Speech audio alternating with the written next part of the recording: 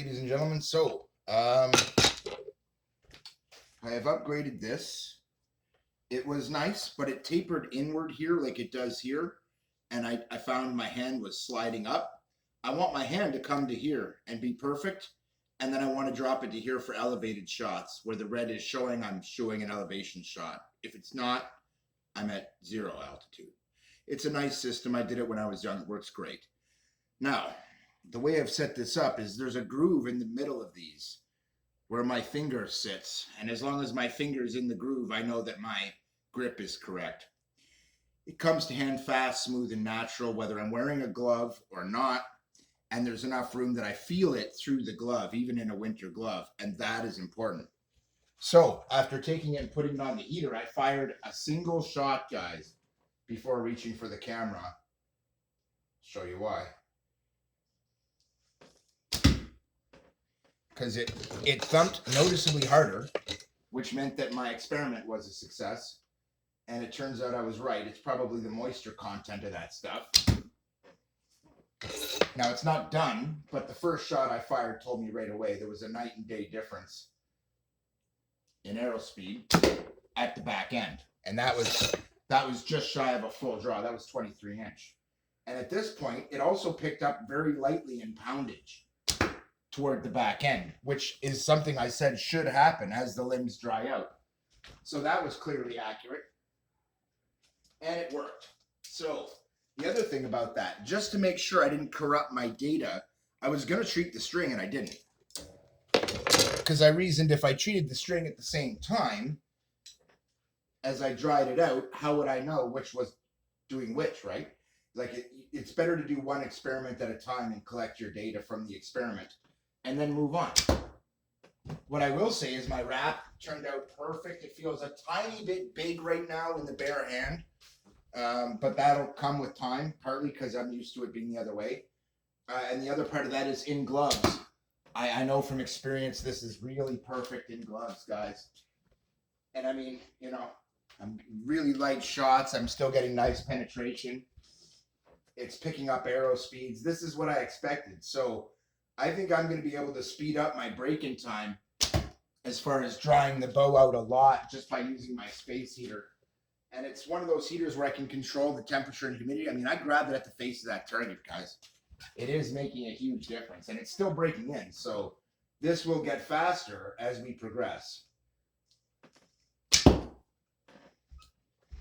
So one of the reasons, as I've said in the past, I like to document these shooting sessions is so that I can see that. And sometimes it's so hard to tell.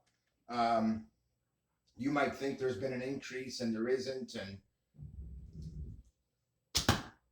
but this definitely is a slight improvement. Now, I'm not trying to get any skill shots here. These are just base, pull to draw length and let go kind of shots. No skill added. And I found that if I'm going to break in a bow, the less shot going through it, the better. I don't want to add skill shots. The weaker the shot I fire, the better. So early on, there's no skill shots. I just gently draw and pull. And I'm drawing fairly gently and slowly too. So there's none of this. I add a lot of strength to the shot with my draw and release. There's none of that here. But that was nice. And what I expect is that as I see it drying out, I will see my arrow speed steadily increase. And what I'm seeing lends credence to what I was suggesting. And what I'm seeing is that my penetration went down a little bit, but my arrow speed went up a little bit. I will keep weighting the tips as the moisture comes out of it so that my arrow speed goes up because my limbs got faster, but my penetration stays the same because I add momentum to the limbs by adding weight, which will maintain my penetration. Because this bow bait's incredible penetration right now, and did right away for a bow of its poundage. And I mean, you know, I've been shooting bows most of my life, and I can't even tell you how many 30-pound bows I've shot. And this is definitely right up there with the very snappiest and fastest of any of them, and might even take that cake. In fact, it does. It's really fast, and it's not broken in yet, guys. And as it breaks in, it's fast. These are the fastest shooting bows I know of for their pounding. It's why they're so special. And it's why I wanted to share them in the first place. What I'm seeing here is I'm still getting really nice penetration. And it should be like that because as my arrow speeds go up and I lose some water weight, one should compensate for the other.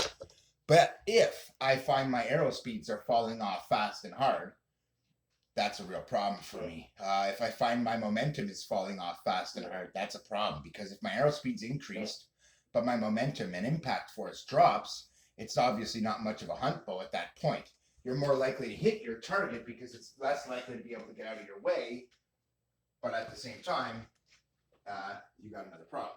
So I'm going to bring over another set of bows, another bow with string, and because this one is the other one, the hunt bow, and these are the two that, damn, I'm a little awkward today apparently. I did not get much sleep the last week, and it's like it's catching right up to me now.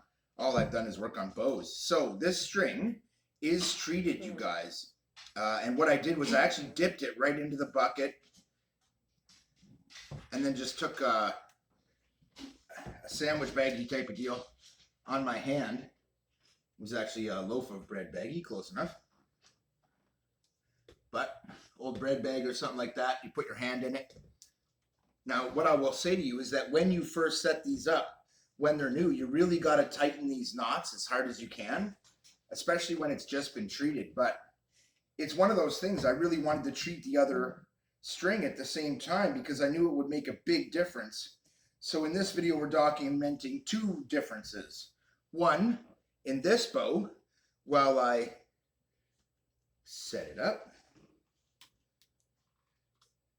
I'm reminded of the fact that this was a fairly weak bow, and it was always the weakest one of the set.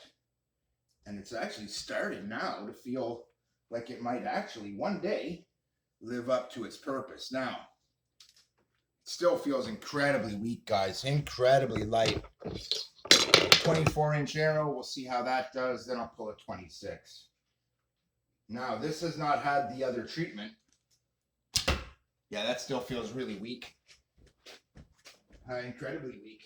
But it got damn good penetration. That's what I was talking about. This KET series of bows, the whole point is that you get kinetic energy. And it's not all about high draw weight. But for a bow that I shimmed and locked in place, this is not feeling any stronger at all. In fact, it's feeling, well, decidedly weak ass. But its arrow speeds are slow. Its draw length is a bit low. It's lower than I expected, but it's wet. Very wet. And I can feel that it's got okay draw poundage. It's light, but it's okay. I've hunted with bows this light before and lighter.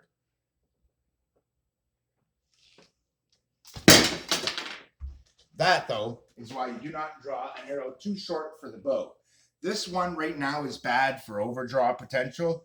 If you were to draw this hard and fast with like that little 24, you're going to break it. It really doesn't like that. Now, what I'm thinking is I might just pull the string right off of this. And I think I am right now.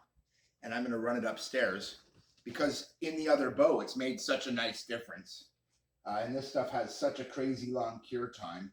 I'm just going to run this upstairs. End this update here. Now, it did shoot okay. It does shoot accurate. It shoots great, but it needs more strength. And I think a lot of that's going to have to do with I got to fully let this cure before it'll have any strength at all. So I'm going to cut out, with a weaker bow. I wasn't kidding when I said before that you really need to let it settle in and break in, and that's all well and good. But generally, a weak bow like this, you're not doing much in the way of breaking it in. So I'm just going to go put this on my heater, and I'll see you guys soon.